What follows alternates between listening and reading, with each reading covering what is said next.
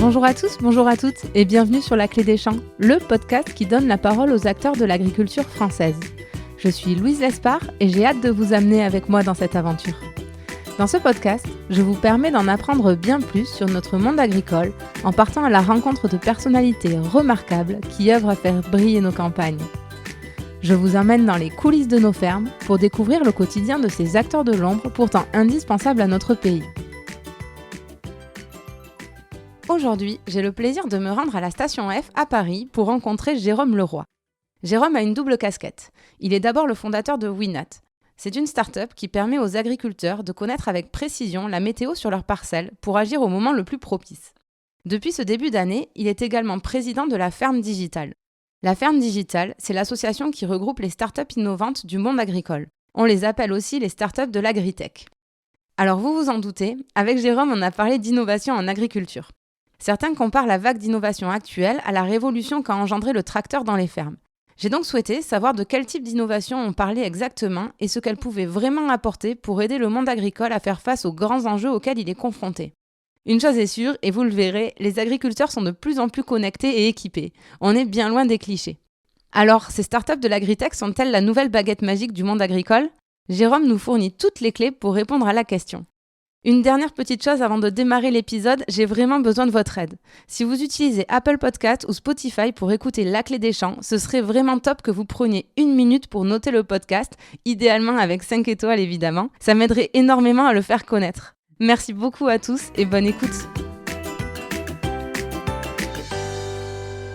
Bonjour Jérôme. Bonjour. Merci beaucoup de m'accueillir ici à la station F. Pour démarrer, est-ce que tu pourrais te présenter et nous expliquer où c'est qu'on se trouve actuellement ? Bonjour, alors je suis Jérôme Leroy, j'ai créé une start-up en agriculture qui s'appelle Winat. Je suis aussi président de la Ferme Digitale et aujourd'hui on se trouve chez Shake Up Factory qui est un accélérateur de start-up en agri et food tech qui est basé à Station F dans le 13e arrondissement à Paris. Ouais, Station F, je crois, qui est le plus grand incubateur de start-up d'Europe ou du monde même. Tu l'as vu, quand on est arrivé, c'est impressionnant. On est sur des centaines de mètres de bureaux alignés avec des entrepreneurs et entrepreneuses qui créent des entreprises tous les jours dans tous les secteurs et c'est vrai que c'est assez impressionnant. Ouais. On peut pas être mieux situé pour parler d'innovation en agriculture que là où on est aujourd'hui.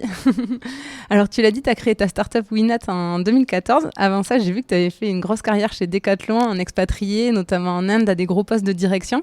Ça a été quoi pour toi le déclic de te lancer dans le monde agricole ? Alors le déclic, c'est que pendant effectivement les 15 ans que j'ai passé à l'international, j'ai vécu au Japon, j'ai vécu en Inde, j'ai vécu en Turquie. Je m'occupais plutôt des filières textiles au départ chez Decathlon et du coup j'ai été amené très très vite à rencontrer des agriculteurs pour du coton biologique, pour différentes fibres, afin de mettre en place avec eux des filières complètes pour garantir l'approvisionnement en coton notamment de Decathlon. Et c'est ce contact avec les agriculteurs, notamment en Inde, où j'ai pu constater qu'ils avaient tous des téléphones mobiles, ils avaient tous des problèmes au quotidien pour protéger leur culture, pour récolter, pour semer. Et qu'en fait, malgré le fait qu'ils aient tous des téléphones mobiles, parfois 2 à 3 téléphones mobiles par famille, ils prenaient des mauvaises décisions tous les jours parce qu'ils n'avaient pas le conseil agronomique au quotidien qui arrivait directement sur leur téléphone et ils faisaient encore beaucoup confiance à leur savoir-faire empirique. D'accord. Et alors du coup, c'est comme ça que tu as eu l'idée de lancer Winat.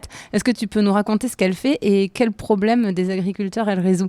Oui, alors Winat, en fait, c'est une société qui a maintenant 7 ans. On a créé un capteur de pluie qui mesure tout simplement la pluie, l'humidité et la température, qui remonte cette donnée toutes les 15 minutes. Et à quoi ça sert principalement ? C'est les premiers agriculteurs que j'ai rencontrés en fait entre 2013 et 2014 qui m'ont dit « Moi, j'ai besoin de mesurer quelque chose tous les jours, au quotidien. C'est combien il a plu, où il a plu. » Et de savoir s'il va pleuvoir. Pourquoi ? Pour pouvoir me déplacer sur les bonnes parcelles, pour pouvoir être alerté en temps réel du début d'une pluie ou d'une fin d'une pluie et pouvoir gagner du temps. Si par exemple je me situe pas loin d'où je suis à côté de Nantes, d'un côté de la Loire ou de l'autre côté de la Loire, si j'ai 2 parcelles séparées, parfois il pleut sur l'une et il pleut pas sur l'autre ou sur un versant, et s'il pleut, je vais pas pouvoir y aller avec mon tracteur, ça sert à rien puisque je vais perdre de l'argent, perdre du temps. Et donc d'être informé en temps réel grâce à mon téléphone mobile qui est relié à ce capteur, grâce à une alerte, à une notification ou à un SMS, ça va me faire gagner du temps, de l'argent et parfois même des produits pour protéger les cultures. Et ces capteurs, ils sont installés directement dans les champs des agriculteurs du coup ? Voilà, la particularité de ces capteurs, c'est qu'ils ont tous un GPS embarqué. Ils sont tous directement dans la parcelle de l'agriculteur. Ils l'implantent dans la parcelle. Ça, c'est pour les capteurs qui mesurent la pluie, l'humidité et la température. On a aussi des capteurs qui permettent d'être au plus proche de la plante. On a des capteurs dans le sol également qui permettent de mesurer l'humidité du sol. Et pour ces capteurs-là, ça permet d'optimiser la quantité d'eau qu'on va apporter à la culture. Ok, pour être plus performant, on en reparlera. Et alors, tu as une double casquette, tu es aussi président de la ferme digitale. Tu peux nous expliquer ce que c'est cette association ? Oui, alors c'est une association qu'on a créée il y a maintenant 6 ans. On était 5 entrepreneurs dans l'agriculture. On était tous fils ou petits-fils d'agriculteurs. Et on s'est dit qu'on devait aussi avoir notre propre association pour défendre un peu notre vision de l'innovation dans l'agriculture. J'en ai pris la présidence en janvier 2021. Et cette association, elle a pour but de rapprocher, on va dire, l'agriculteur et le consommateur et de diffuser les innovations qui se créent tout au long de la chaîne de valeur alimentaire pour faciliter la vie de l'agriculteur, faciliter l'accès du consommateur à une nourriture de qualité. Et on est passé de 5 membres en 2016 avec donc 35 salariés dans les 5 entreprises à plus de 80 membres aujourd'hui qui représentent 1600 salariés. Et alors du coup, il y a quand même, on le voit avec la ferme digitale, tu viens de nous le dire, vous représentez de plus en plus de startups parce qu'il y en a de plus en plus qui se développent. En 2018, je voyais que l'AgTech avait levé 227 millions d'euros quand même. Il y a un vrai courant d'innovation aujourd'hui. Oui, exactement. On voit les innovations apparaître sur toute la chaîne de valeur pour optimiser la pratique dans un bâtiment, la pratique auprès des animaux, la pratique auprès des cultures. On voit la robotique aussi qui se développe énormément, des nouvelles formes de molécules pour naturel notamment, pour compléter, on va dire, la manière dont l'agriculteur protège ses cultures ou nourrit ses cultures. On a une vraie tendance aussi à la biotechnologie qui se développe en agriculture et toutes ces autour de la donnée aussi. On a beaucoup de startups qui se créent autour de la donnée. On a beaucoup de logiciels qui se créent pour faire gagner du temps à l'agriculteur. On a aussi de la traçabilité alimentaire, beaucoup de startups autour de la traçabilité alimentaire qui se créent et ça représente environ entre 450 et 600 startups aujourd'hui rien qu'en France. Ouais, c'est énorme et certains le comparent à la révolution que le tracteur a amené dans les années 50-60. Est-ce qu'on est de cet ordre-là ? Est-ce que ça va bouleverser les choses à ce point-là dans les fermes ? Je pense qu'avec l'impact que ça a sur le confort de vie de l'agriculteur et le gain de temps que ça lui procure, je pense qu'on peut complètement comparer ça à la mécanisation, l'arrivée du GPS et maintenant effectivement l'arrivée des nouvelles technologies, de la robotique, de la biotechnologie, du numérique. Je pense que clairement l'agriculture des 50 ou 100 prochaines années sera fortement liée à ces innovations, en plus de l'évolution des pratiques, notamment liées à l'impact environnemental. Et alors on parle beaucoup d'innovation, tu les as classifiées là juste avant, mais est-ce que concrètement tu pourrais nous donner des exemples d'innovations qui ont bouleversé le travail dans les fermes et qui aident vraiment les agriculteurs à travailler au quotidien ? Oui, on va commencer par la première, le tracteur, on en a déjà parlé donc on va pas le refaire, le GPS, clairement dans les années 90, le GPS a été inventé dans les années 50 et c'est arrivé dans les fermes, on va dire dans les années 80. C'est une des premières professions à s'être massivement équipée de GPS. Et clairement, aujourd'hui, ça change la vie de l'agriculteur parce que ça lui permet d'avoir une précision au centimètre près, semer au centimètre près, récolter au centimètre près, ne pas refaire des erreurs, revenir dans le champ exactement à l'endroit où on a semé pour pouvoir récolter et faciliter aussi la conduite dans les champs et le gain de temps, la sécurité aussi de l'agriculteur. Oui, parce que je voyais qu'en fait, ils peuvent maintenant équiper leurs tracteurs en termes d'innovation très concrète de ces GPS qui sont soit assistent leur conduite, c'est-à-dire qu'ils vont dire prenez telle direction, tournez à ce moment-là, etc. Soit carrément avancer tout seul et du coup ça évite au tracteur de passer plusieurs fois au même endroit et donc de traiter la parcelle plusieurs fois au même endroit, etc. Voilà, tout à fait. Ça aujourd'hui, le logiciel et le tracteur équipé de GPS permet à l'agriculteur de ne plus toucher le volant une fois qu'il est dans la parcelle, qu'il a cadré, qu'il a organisé un petit peu la parcelle. Ça prend peut-être 2 heures ou 3 heures, ou on va dire 5 heures à faire la parcelle. Tout est programmé. L'agriculteur, pendant ce temps-là, il peut faire autre chose. Il peut regarder son téléphone et écouter la clé des champs. Écouter la clé des champs. Il peut écouter les informations, se cultiver, se former aussi dans son métier et puis préparer les opérations futures, passer des coups de téléphone à ses salariés pour optimiser ce qui se passe ailleurs. Et effectivement, le GPS a changé beaucoup de choses. Ouais. Mais je voyais que les fabricants conseillaient quand même de rester dans la cabine. On ne peut pas quitter le tracteur pour autant. Oui, c'est vrai. Il y a des fabricants qui conseillent de rester dans la cabine, puis il y en a d'autres qui créent des robots, ça c'est. Mais voilà, je pense que le GPS clairement a vraiment changé des choses dans pas mal de fermes. Après, il y a d'autres innovations. Il y a aussi les robots, par exemple, les robots de traite notamment, qui est une des technologies qui a commencé à arriver en France il y a peut-être 20 ans, 25 ans, et qui est maintenant massivement déployée en France. C'est j'ai pas exactement les chiffres exacts, mais c'est plus de 15 à 20 000 robots, je pense, de traite dans les fermes, qui permettent à l'éleveur d'optimiser son temps, de faire au petit déjeuner avec ses enfants, et puis et ensuite de pouvoir constater lire les données, analyser ce qui s'est passé et puis optimiser la qualité de son lait au final. Et puis effectivement, les vaches avec le robot de traite, elles vont à la traite quand elles veulent et elles font les allers-retours comme ça dans la journée. L'éleveur n'a plus besoin d'être là le matin, le soir pour traire ses vaches. C'est beaucoup moins contraignant. Les animaux s'habituent très très bien. Et il y a d'autres innovations qui facilitent aussi le quotidien des agriculteurs, c'est les détections de vélage, c'est-à-dire qu'on va surveiller le comportement de l'animal et c'est des périodes qui sont très très difficiles. En bovin, on parle de vélage, en brebis, on parle d'agnelage. C'est des périodes qui pour les éleveurs sont hyper contraignantes, ils doivent être disponibles 24/24, ils doivent faire le vétérinaire, ils sont au plus proche de leurs animaux et il y a certaines solutions aujourd'hui techniques qui permettent effectivement aux éleveurs d'être informés sur leur téléphone mobile par un SMS ou une notification quand l'animal présente un comportement qui est proche d'un vélage ou d'un accouchement et ça va permettre à l'agriculteur de se réveiller au bon moment et de gagner peut-être 1 heure ou 2 heures de sommeil. Et ça, c'est énorme dans la vie d'un agriculteur. Oui, Jean Basta, qui est éleveur de blonde d'Aquitaine, il me racontait qu'il avait effectivement un capteur sur la queue de la vache et que en fait, quand elle est au point de véler, donc l'équivalent d'accoucher, la queue se lève et reste de plus en plus longtemps en hauteur et que à ce moment-là, il a une alerte quand elle reste vraiment un certain temps en hauteur, ça veut dire que le vélage est prêt à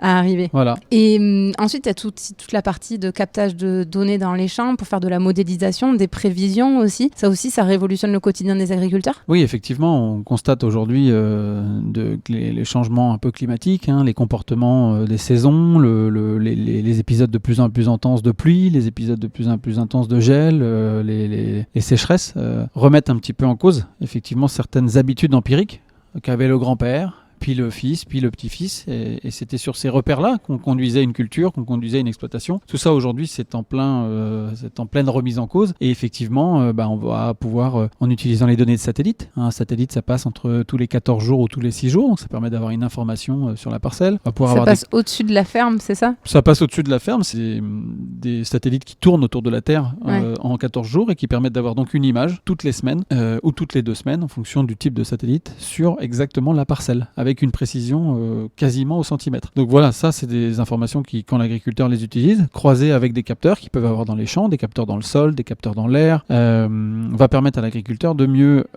comprendre ce qui s'est passé d'une année sur l'autre et potentiellement d'avoir aussi des meilleures prévisions. Savoir à quel stade de sa culture elle est, est-ce qu'il y a des risques de maladie, est-ce qu'elle est en stress hydrique et du coup est-ce que je dois la protéger contre un stress hydrique, à quelle date je dois récolter pour avoir le meilleur rendement. Voilà. Et tout ça, c'est clair que de plus en plus de solutions, de logiciels existent et permettent à l'agriculteur d'optimiser son quotidien. Voilà. Ouais, c'est vraiment des aides à la prise de décision en fait. Effectivement, tu as raison. Toutes ces innovations, on les classe un peu dans des outils qui s'appellent les outils d'aide à la décision, qui sont vraiment utilisés de plus en plus par les agriculteurs. Et je crois que tu avais été impressionné par des robots de lavage aussi chez les éleveurs. Oui, alors je raconte cette anecdote parce qu'effectivement, en vacances en Auvergne cette année, je vais dans une ferme pour acheter du Saint-Nectaire. Vous êtes tous fans de Saint-Nectaire, en tout cas pour moi c'est mon cas. Et mon fils observe un robot, j'avais pas vu qu'il y avait de robot, observe un petit animal mécanique qui fonctionne tout seul dans la ferme. Et j'en avais déjà entendu parler, et je regarde ce qui se passe et je vois effectivement le robot qui fait des allers-retours, des va-et-vient pour nettoyer en fait l'élevage. Il va nettoyer le bâtiment et je reviens... ramasser le fumier et tout ça. Ouais, ramasser le fumier, et rendre propre, on va dire, pour les animaux une fois qu'ils reviennent en fait dans le bâtiment, après avoir passé la journée ou la nuit dans le bâtiment. Et je demande à l'agricultrice qui était une jeune installée, et je lui dis à quoi ça sert exactement. Elle me dit ça m'a changé la vie. Ça nous a fait gagner 6-7 heures. Par quoi ? Par non, semaine ? pardon, 2-3 heures par jour, c'est-à-dire entre 15 et 20 heures par jour, par semaine de travail. Donc c'est énorme. Ouais, c'est impressionnant. Voilà. Non seulement c'est joli et c'est un peu un gadget et on pense que ça peut être un gadget d'avoir un robot. Mais là, pour ce cas-là, on n'est plus du tout dans le domaine du gadget, on est dans le domaine du gain de temps, du confort de vie et le témoignage de l'agricultrice était incroyable. Elle venait de s'installer et elle me dit ça a changé la vie de moi et de mes associés. Et de notre discussion là, j'ai le sentiment que l'innovation en agriculture, elle a finalement 2 intérêts. Le premier, c'est d'améliorer le confort de travail des agriculteurs. On vient de donner un exemple concret là.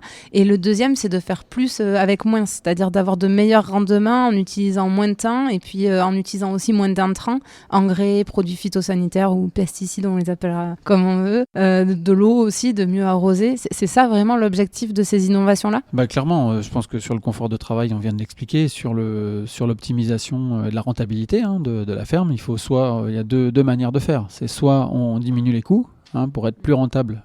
Soit on diminue les coûts, soit on augmente la valeur ajoutée et donc le volume, le chiffre d'affaires. Quand il s'agit de limiter les coûts, effectivement, on va travailler sur tout ce qu'on met dans les cultures, tout ce qu'on utilise pour protéger les cultures. On va utiliser l'eau, bien évidemment le temps de travail, effectivement, qui est aussi un des coûts les plus importants pour toutes les entreprises de France et du monde entier. Les ressources humaines c'est ce qui fait la clé et la différence de toute entreprise, à commencer par l'agriculteur, mais c'est aussi un temps que l'agriculteur veut bien souvent garder pour lui, pour sa famille, pour ses proches, et il veut pas non plus passer comme nos grands-parents une centaine d'heures dans la ferme sans avoir de vie à côté. Aujourd'hui, c'est plus possible, et effectivement, toutes ces innovations-là vont permettre de gagner de l'eau, du temps, des intrants, et vont agir aux différentes saisons sur le bon indicateur pour que l'agriculteur pilote au meilleur, plus finement son exploitation, donc ses coûts. Et ensuite, la deuxième manière de gagner mieux sa vie, c'est de la valeur ajoutée. C'est-à-dire comment je peux vendre plus cher ma récolte, comment je peux vendre plus cher mon lait, est-ce que je peux transformer à la ferme, est-ce que je peux créer un petit atelier à la ferme à partir de mon blé dur pour faire des pâtes et les vendre dans mon département, dans des magasins spécialisés. Voilà, il y a ces deux aspects-là, et il y a des innovations aussi sur ces aspects-là, de plateformes qui vont permettre à l'agriculteur de vendre directement au consommateur final. On parle de circuit court, et donc il faut travailler sur ces deux aspects-là. Les agriculteurs sont des entrepreneurs, sont des chefs d'entreprise, et ils travaillent à la fois sur leur structure de coûts, comme sur leur structure, comme sur les débouchés. Et c'est sur ces aspects-là que les startups, clairement, les innovateurs se positionnent pour aider l'agriculteur à gagner du temps, à gagner en confort, optimiser, arrêter de travailler avec le crayon papier. Tout simplement. Et ça m'amène à la minute économie du podcast. On sait qu'il y a un vrai enjeu de rémunération de l'agriculteur aujourd'hui.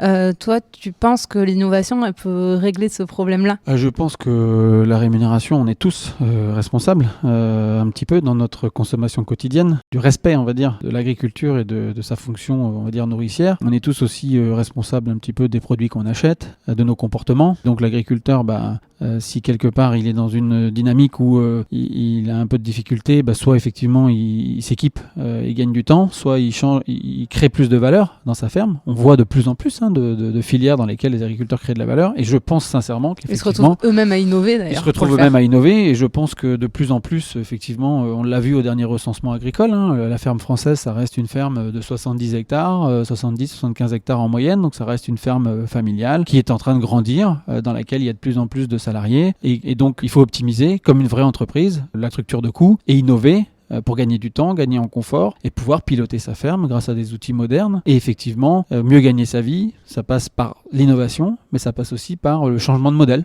Parce que je te pose la question, parce que quand j'en discutais avec un agriculteur, un éleveur de volailles à Thibaut dans les Landes, il me disait, mais en fait l'innovation c'est comme le tracteur, nos grands-parents ils ont cru que ça allait changer leur vie, qu'ils allaient mieux gagner leur vie, etc. Au final ils ont gagné en confort, ils ont gagné en rendement, mais en termes de niveau de vie, pas tant que ça. Et donc lui il me disait que c'était un peu toujours la course en avant, mais que d'un point de vue rémunération pure, ça changerait pas grand-chose. Oui, je suis d'accord avec toi. Ça, c'est toujours le discours, effectivement, où on a du mal à se dire que l'innovation, parfois, elle crée de la valeur. Moi, je pense que sur le compte d'exploitation, elle crée de la valeur. Maintenant, sur l'achat du produit agricole en soi, par le consommateur, je trouve qu'effectivement, la course en avant actuelle de baisse des prix, de guerre des prix, qui continue avec certains distributeurs, effectivement, qui utilisent leur marge sur d'autres produits pour compenser les pertes sur les produits agricoles, ça pose effectivement une responsabilité globale, sociétale, où si on veut garder une agriculture, si on veut garder la qualité nutritionnelle de nos produits, il va falloir qu'on paye plus cher notre nourriture. Moi, je reprends l'exemple, je pense qu'il y en a plein qui en parlent, mais moi, je pense qu'à l'époque de mes grands-parents, et même mes parents, et peut-être même moi, je pense que moi, je dépense beaucoup plus que 7% de mon budget dans l'alimentation. Peut-être parce que j'ai aussi des moyens, mais c'est aussi d'abord un choix. Et la moyenne des Français ne met que 7% dans son budget alimentaire, alors qu'il y a 30 ou 40 ans, on dépensait 40%. Et entre 30 et 40%. C'était plus de 20%, je crois. Voilà. Alors, je pense qu'on mangeait plus sainement, on mangeait plus lentement, on prenait plus le temps, etc. Aujourd'hui, on veut aller vite, on veut que ça aille vite. La qualité nutritionnelle revient, c'est devenu la naturalité, les circuits courts, le bio, il y a des tendances assez fortes, mais on a du mal à passer à un mouvement massif de prise de conscience. Et la majorité, mine de rien, des Français consomment encore en grande distribution. Et ça, l'innovation, malheureusement, ne peut pas transformer tous les comportements. Pour finir, la minute économie, ces technologies demandent beaucoup d'investissement aussi. J'avais discuté avec Edith, une éleveuse vers Montauban, qui m'expliquait que son robot de traite, elle avait payé 150 000 euros. Je voyais que les GPS de guidage, là, les plus perfectionnés, c'était 35 000 euros. Est-ce que l'intérêt, le gain que peut générer ces innovations, il permet d'amortir le coût de ces installations pour l'agriculteur? Parce que finalement, c'est toujours lui qui se retrouve à prendre le risque à la fin. Oui, alors c'est sûr qu'il faut faire des calculs quand on investit dans ce type de matériel. C'est vrai qu'on ne peut pas dire que la ferme France soit la moins mécanisée au monde. Je pense qu'on peut faire des efforts en partageant son matériel, etc. Notamment, on a des innovations qui existent. On peut partager son matériel, on peut se mettre en CUMA. Et ça, la France a quand même beaucoup de CUMA qui permettent de partager le matériel. Maintenant, c'est vrai que ces technologies dont on parle, forcément, les premiers adopteurs de ces technologies sont quand même les plus grandes fermes. C'est vrai qu'il y a une réalité. On parlait tout à l'heure de la ferme française moyenne qui est à 70 hectares, c'est-à-dire qu'on reste une agriculture familiale. Néanmoins, je pense qu'effectivement, même si c'est en train d'évoluer, les utilisateurs de ces technologies sont effectivement les plus grandes fermes, c'est-à-dire entre 100, 120, 130 hectares, etc. Et plus encore. Ça paraît logique parce qu'il faut de la surface pour amortir ces investissements-là aussi. Faut de la surface, faut du chiffre d'affaires, donc faut du rendement. Ça, c'est pour parler des grandes cultures. Pour parler de l'élevage, je pense que c'est un peu moins vrai. Je pense qu'à partir de 50 à 80 vaches, on peut déjà commencer à avoir des beaux investissements. À partir du moment où on maîtrise le débouché du produit. Et ensuite, on a dit, je voudrais attaquer, j'ai fini la minute économie, je voudrais attaquer une autre partie qui est répondre aux enjeux environnementaux de demain. On sait que il y a une urgence à ce niveau-là. L'innovation, on l'a dit, elle peut permettre de créer plus avec moins. C'est important puisqu'aujourd'hui, la population française, elle grossit. Il faut nourrir tous ces gens et maintenant avoir un impact positif sur l'environnement. Le challenge, il est monstrueux. Et là, l'innovation, elle peut sûrement vraiment donner des clés pour répondre à ça. Oui, effectivement. C'est d'ailleurs, moi, c'est la raison pour laquelle j'ai créé mon entreprise. C'est l'agriculture parce que j'avais un peu ça dans le sang, mais également l'environnement. C'est-à-dire que j'avais aussi cette conscience que l'agriculture avait un rôle énorme sur l'environnement. Je pense que les innovateurs et les entrepreneurs qui créent leur entreprise aujourd'hui dans l'agritech ou dans la foodtech ont cette conscience que l'agriculture peut permettre de transformer et d'avoir un impact sur l'environnement. Donc clairement, les enjeux, c'est nourrir de plus en plus de personnes avec de qualité, avec des nourritures de qualité, et toujours la même surface agricole. Donc quelque part, il faut pouvoir préserver les sols, préserver la vie des sols. Rendre nos sols encore plus vivants pour permettre de gagner en rendement et nourrir autant de personnes. Donc effectivement, on va avoir des entreprises qui vont travailler sur l'agroécologie, c'est-à-dire comment innover dans ces sols, développer la vie des sols et donc augmenter les rendements tout en utilisant moins de produits. Je pense que les sols, c'est aussi un support à la culture. Ça a été pendant des années un peu oublié. Je pense qu'on revient maintenant à une certaine forme de compréhension des sols. Et ça va permettre d'utiliser tout le potentiel des sols pour produire un peu mieux. Clairement, sur l'environnement, on a l'eau. L'enjeu de l'eau, il est énorme. Forcément, en France, on a des endroits où la sécheresse, tous les ans, il y a des sécheresses qui permettent plus de conserver des cultures. On a des zones en France où on peut plus produire de lentilles, on peut plus produire de betteraves parce qu'il n'y a plus d'eau. Et donc il va falloir aussi remettre en cause soit les pratiques ou optimiser les cultures, trouver des nouvelles génétiques, résistance au stress hydrique, etc. Et donc l'innovation, clairement, elle va générer des impacts sur tous ces enjeux, l'eau, la qualité nutritionnelle de nos aliments, nourrir aussi de plus en plus de personnes en ville, c'est-à-dire que les gens habitent de plus en plus en ville. Il y a aussi cette tendance. Et on n'en parle pas souvent de ça, mais c'est un des plus gros problèmes de l'agriculture, je trouve, parce que si on était tous chez nous avec notre potager et nos 2 cochons, on aurait moins besoin de consommer des autres pour manger. Voilà, c'est aussi ce qui fait le fait que les agriculteurs ont une conscience un peu écologique. Ils vont protéger leur nature, ils vont protéger leur outil de travail, alors qu'effectivement, un citadin qui n'a pas forcément passé sa jeunesse à la ferme, comme nous, effectivement, il va pas se rendre compte de tout l'environnement et tout le rôle de l'agriculteur sur la biodiversité autour de chez lui. Et parce que c'est son outil de travail, il doit le protéger. Voilà. Et je pense que les innovations qui visent l'agriculture et l'alimentation, à 50% des motivations, voire pas à 100%, sont pour répondre à ces enjeux du futur. Donc l'Europe, la France innove, les États-Unis aussi, ça c'est une évidence. Mais comment on peut faire pour que cette innovation, elle se diffuse partout dans le monde? Tu es allé vivre en Inde 3 ans, j'ai eu la chance d'y aller 6 mois moi aussi. On voit que ces pays-là, mine de rien, ils ont énormément de terres agricoles et ils ont sûrement du retard, non, par rapport à tout ça. Et comment on fait pour en faire bénéficier tout le monde? Parce qu'au final, comme dirait Jean-Louis Perrault, la planète est un petit village et il n'y a pas que nous dans l'histoire. Ah oui, c'est sûr, c'est sûr qu'il y a 1 milliard, moi je le dis toujours, il y a 1 milliard d'agriculteurs dans le monde. Donc moi, avec mon entreprise, avec la ferme digitale, on aimerait pouvoir servir ce milliard, on va dire, d'agriculteurs dans le monde, et puis 9 milliards d'habitants. Clairement, en Inde, alors c'est le pays, il y a des gros besoins, il y a des grosses terres agricoles, c'est-à-dire 800 millions d'agriculteurs sur 1 milliard d'habitants, donc il y a presque 80% des agriculteurs dans le monde sont dans ces pays-là. Ils ont beaucoup moins d'hectares. Clairement, ils ont peut-être 2 hectares, 6 hectares, 7 hectares. Donc aujourd'hui, ils voient ce qui se passe dans leurs parcelles. Ils voient avec leurs yeux. Et donc la technologie était peut-être le tracteur, la mécanisation était extrêmement importante. Il y a la conscience écologique aussi est très très forte. Donc effectivement, ils vont avoir moins tendance à utiliser massivement des produits chimiques. Et ça, c'est pour la qualité nutritionnelle et leur santé. Ils ne sont pas sans innover. Je pense que clairement, en Inde, on voit aussi des startups et le secteur, notamment de l'agritech en Inde, est extrêmement dynamique, grâce à des données satellites, mais sur un beaucoup plus grand nombre d'agriculteurs, mais sur des beaucoup plus petits espaces. C'est-à-dire que ça va être même parfois pas simple pour une entreprise française d'aller s'exporter en Inde, parce que nous, on fait 70 hectares de moyenne et les fermes qui innovent vont faire entre 100 et peut-être 500 hectares ou plus, alors qu'en Inde, on va arriver sur des fermes qui vont faire, une grande ferme va faire 40 hectares. Donc il vaut mieux être indien ou français installé en Inde pour sortir une innovation pour l'Inde. Mais clairement, tu l'as dit, l'Israël, c'est un pays qui innove énormément en agriculture. Pourquoi ? Parce qu'ils n'ont pas d'eau. Ils ont beaucoup moins de terres agricoles. On va avoir le Canada, qui est un énorme pays en innovation agricole, sauf que la surface moyenne d'une ferme au Canada, c'est 200 hectares, plus de 200 hectares. Donc clairement, pour un acteur français qui veut aller s'installer et qui veut développer son innovation dans le monde, il faut aussi d'abord qu'il réussisse à comprendre à quel type de ferme je vais m'adresser. Donc clairement, on voit des écosystèmes très forts se créer au Canada, très forts en Israël, très forts aux États-Unis. En Inde, tu l'as cité, ça commence très très bien. La Chine est un pays agricole énorme, avec l'Inde au moins autant équivalent, c'est-à-dire par exemple en Chine, on va avoir 10 fois plus de surface de pommes de terre qu'en France. Voilà, donc on a aussi des innovations dans tous ces pays. Et si les Français, les entrepreneurs français veulent pousser leur technologie, parce qu'on a un pays qui se veut être moteur dans l'agriculture et dans l'innovation, il faut réfléchir dès le début à l'international pour être fort en France, continuer à créer des emplois en France et aller chercher des débouchés sur ces marchés-là pour pouvoir ensuite générer des emplois de recherche et développement en France. Mais ça demande de changer de modèle. Pourquoi ? Parce que on n'est pas dans le même pays, on ne parle pas la même langue, on n'a pas les mêmes problèmes, on n'utilise pas les mêmes cultures, on n'utilise pas la même génétique. Et donc il faut beaucoup de moyens pour ça. Et tu l'as dit tout à l'heure, voilà, 200 millions d'euros levés en 2018. Aujourd'hui, c'est plutôt 600 à 700 millions, voire 1 milliard d'euros levés en 2021 sur toutes les startups de la foodtech et de l'agritech. En France. Ah, c'est impressionnant. Voilà, donc effectivement.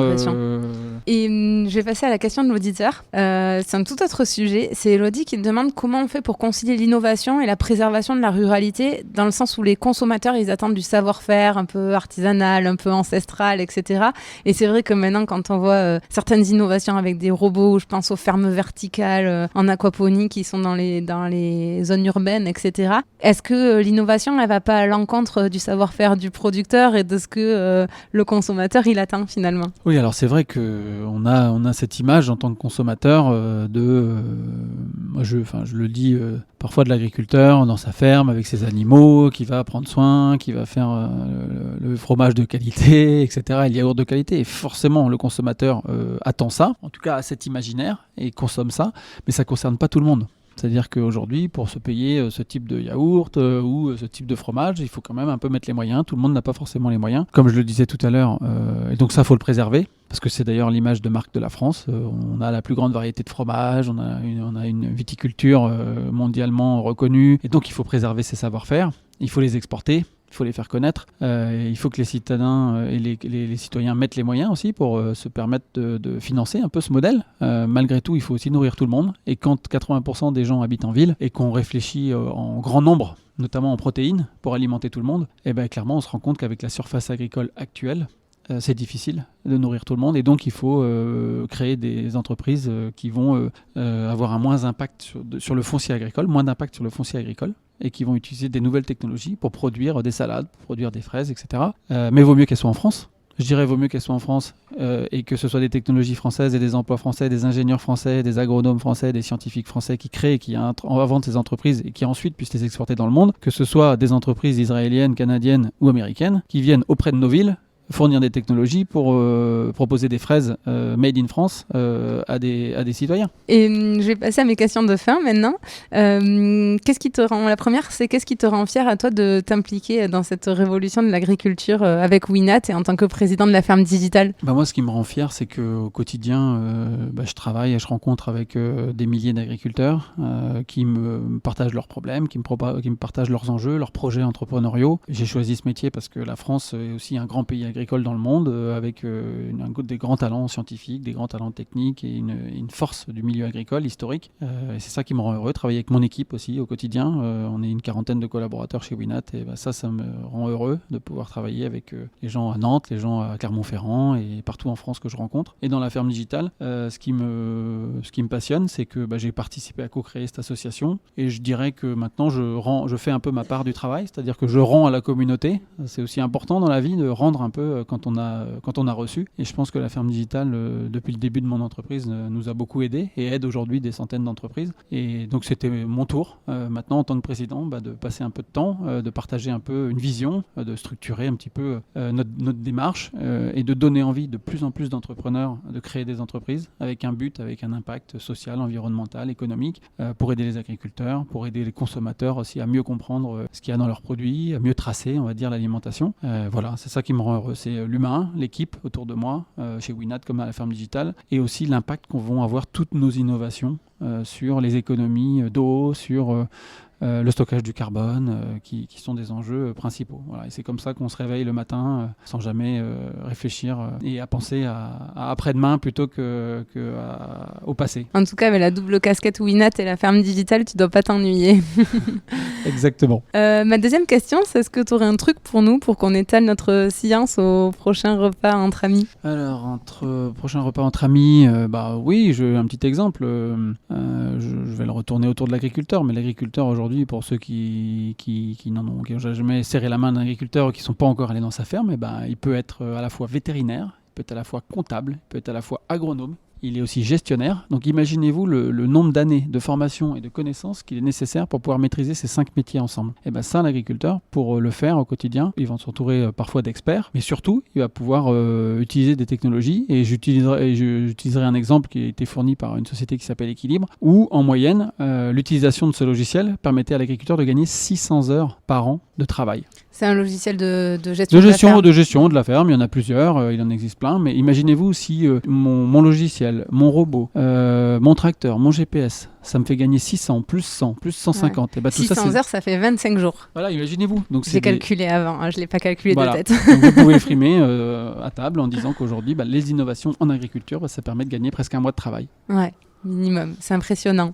Et dernière question, où est-ce qu'on peut te contacter ou suivre l'actualité de Winat ou la ferme digitale ? Vous pouvez me suivre partout, @winat-8.com sur Twitter, Jérôme Leroy sur LinkedIn, la ferme digitale c'est pareil, c'est @la ferme digitale sur Twitter, sur LinkedIn, sur Facebook et tous les réseaux sociaux qui sont utilisés aussi par les agriculteurs, par les consommateurs. Voilà, donc n'hésitez pas à nous contacter, à retweeter, à nous solliciter si ce que vous avez entendu et les questions auxquelles j'ai répondu. En tout cas, bravo pour ce que tu fais aussi, bravo pour ton dynamisme et ce beau podcast qui commence à s'installer dans le milieu agricole. Ça nous fait plaisir et on est très content que tu rejoignes le mouvement. Merci beaucoup, c'est un plaisir pour moi. Merci pour ton accueil en tout cas et de nous avoir éclairé sur toutes ces questions de l'innovation et puis de m'avoir amené dans ce bel endroit qu'est la Station F. À bientôt. Merci beaucoup, Louise. J'espère que cet épisode vous aura plu. Si c'est le cas, n'hésitez pas à laisser une note 5 étoiles ou à en parler autour de vous. Ça m'aiderait énormément pour faire connaître le podcast. Merci beaucoup et à bientôt pour prendre ensemble la clé des champs.